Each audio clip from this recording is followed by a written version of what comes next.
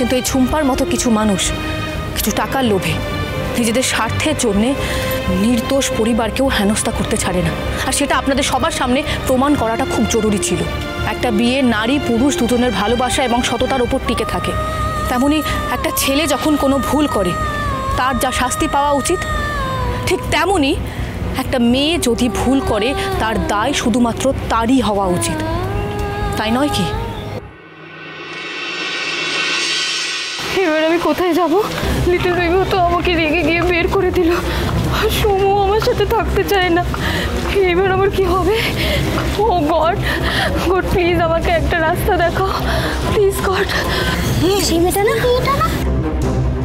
আরে সেই মিথ্যাবাদী মেয়েটা, হ্যাঁ যে ওইটাই বসু মল্লিক পরিবারের নামে মিথ্যে কুচ্ছা রটিয়েছিল, তাই না? আরে ওর তো পর্দা ফাঁস হয়ে গেছে। ধরো ওকে। এই ধরো ধরো ধরো। এই মেয়ে দাঁড়াও দাঁড়াও দাঁড়াও, এই মেয়ে দাঁড়াও।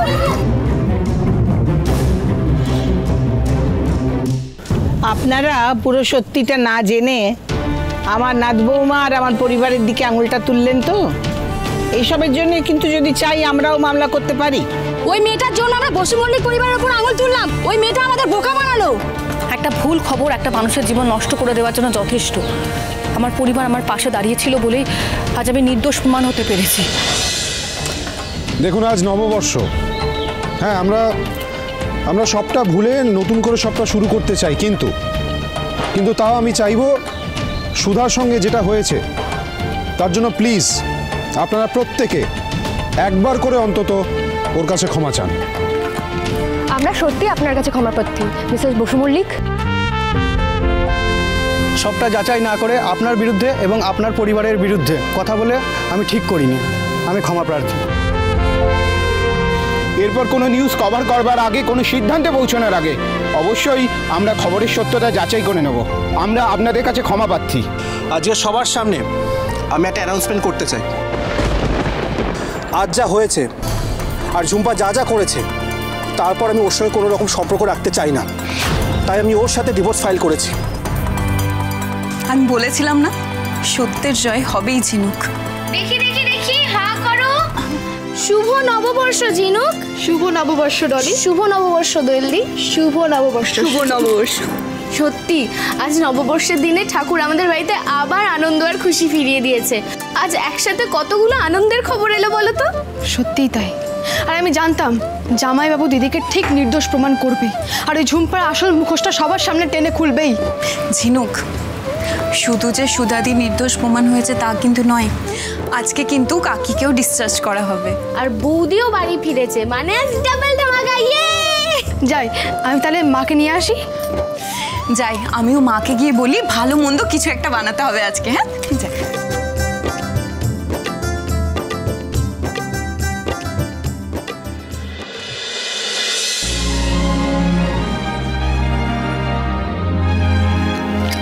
চাকরি দেন, আমার কোয়ালিফিকেশনের সাথেও ম্যাচ করেছে। আজই ওয়াক ইন ইন্টারভিউ।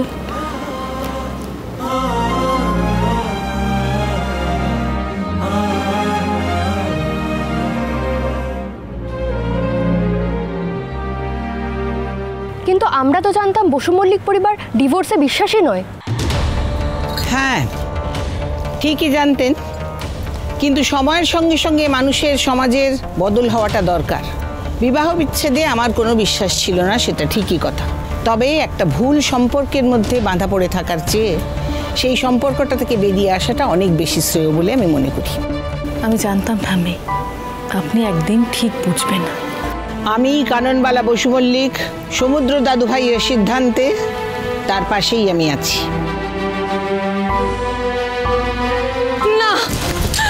সরি, আমাকে ক্ষমা করে দাও তোমরা সবাই। গ্র্যানি, আমি তোমার কাছে ক্ষমা চাইছি। আমাকে প্লিজ ডিভোর্স দিয়ে বাড়ি থেকে বার করে দিও না। সমু বেবি, আমি তোমার কাছে ক্ষমা চাইছি। সমু, আমাকে ডিভোর্স দিও না, আমার কাছে আর কোনো যাওয়ার জায়গা নেই। তো লজ্জা করে না? তুই এই বাড়িতে কি করতে এসেছো? আমি সরি, আমি সকলের সামনে ক্ষমা চাইছি। আমি ভুল করে ফেলেছি, অন্যায় করে ফেলেছি। আমি এই অন্যায় করেছি শুধুমাত্র আমার এই বিয়েটাকে বাঁচানোর জন্য। আমার কাছে আর অন্য কোনো জায়গা নেই যাওয়ার। বাপির মাথার ওপর অনেক দেনা, আমাদের সমস্ত কিছু বিক্রি হয়ে গেছে। এই বিয়েটাই আমার শেষ সম্বল। ঝুম্পা, যাদের দিকে কাদা ছুঁড়েছিলে আজ তাদের পায়েই পড়তে হচ্ছে, তাদের সামনেই হাত জোড় করতে হচ্ছে। এবার বুঝতে পারলে তো অন্যের কথা শুনলে কি অবস্থা হয়? আমি বুঝতে পেরেছি, তাই তো নিজের ভুলটা শুধরে নেওয়ার জন্য একটা সুযোগ চাইছি। প্লিজ আমাকে তাড়িয়ে দিও না, আমার মাথার উপর থেকে ছাদটা কেড়ে নেবেন না ঠাম্মি, প্লিজ। সমুদ্র তোমার সঙ্গে থাকতে চায় কিনা সেটা তার সিদ্ধান্ত, তবে তুমি যা করেছো তার জন্য তোমাকে আমরা ক্ষমা করতে পারবো না। তবে আমি তো একটা মেয়ে, আমি একটা মেয়ে হয়ে তো আরেকটা মেয়েকে তো রাস্তায় পড়ে থাকতে দিতে পারি না। আর তোমার বাবা এখন পুলিশের হেফাজতে আইনি ব্যবস্থায় রয়েছে, তাই যতদিন না তোমাদের আইনিভাবে ডিভোর্স শেষ হচ্ছে ততদিন তুমি বসু মল্লিক বাড়িতে থাকতে পারবে। আমি কথা দিচ্ছি ঠাম্মি, আমি এই বাড়ির যোগ্য বউ হয়ে প্রমাণ করব। আমি ভালো হয়ে যাব আর আমার সমুর মন জয় করব, যাতে সমু আমাকে কোনোদিনও ডিভোর্স দিতে না চায়। এই তো ঝুম্পা একদম এ বাড়ির বউয়ের মতন কথা বলেছে। কোনো দিনও না।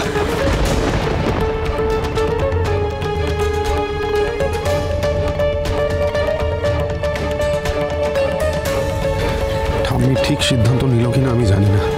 এই ঝুম্পা আবার নতুন কোনো বিপদে না ফেলে আমাদের।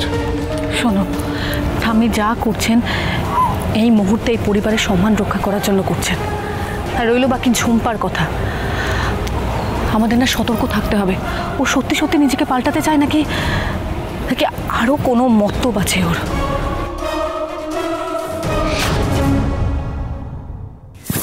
দূর দূর দূর, এই বাড়িতে আসার পর থেকে একেবারে খেটে খেটে মরছি আমি। কাজ আর কাজ আর কাজ, ভাল লাগে না বাপু।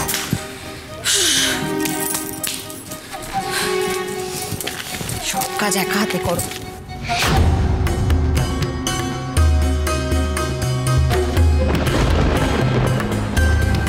এটা তো গ্র্যাজুয়েশনদের জন্য চাকরির অ্যাড, তো আমাদের বিচ্ছু তো গ্র্যাজুয়েশন করেনি, তাহলে চাকরি কে করবে?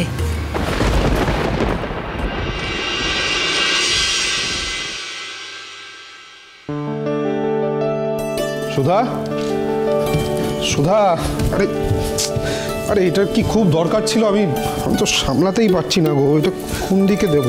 কেন? আমি তো শুনেছি যে তেজ বসু মল্লিক নাকি ধুতি পাঞ্জাবি খুব পছন্দ করে। তাছাড়া তুমি তুমি এবারের ঐতিহ্য ভুলে গেলে। আরে ঐতিহ্য ভুলি না, অনেকদিন পরে পড়ছি তো। কি এটা কি করছো তুমি?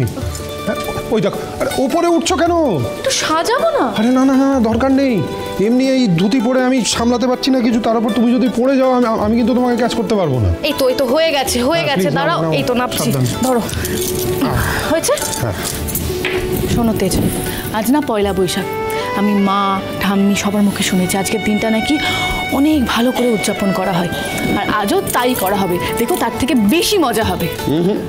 ডাবল মজা হবে, কারণ আমরা তো খুব বড় একটা ঝড় কাটিয়ে উঠলাম। একসাথে করি।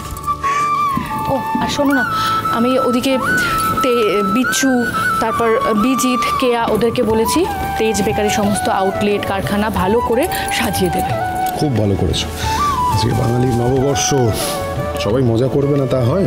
একটু দোকানপাট সাজাবে, উদযাপন তো করতেই হবে ভালো করে। একদমই তাই।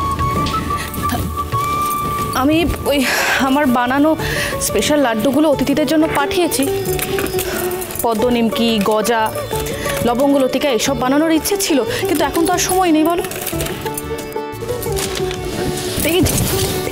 কি করছো নাকি তুমি? তোমার সঙ্গে একটু রোম্যান্স করবো না? কেউ চলে আসবে, দেখলে কি ভাববে বলো? আজ এটা কিন্তু আমাদের একসঙ্গে প্রথম বাংলা নববর্ষ, স্পেশাল একটা দিন। সত্যি মনে হচ্ছে কতদিন এই বাড়ির থেকে দূরে ছিলাম, তোমার থেকে দূরে ছিলাম। ভাবলে কি করে তেজ বসু মল্লিক শুধু আমাকে দূরে থাকতে দেবে?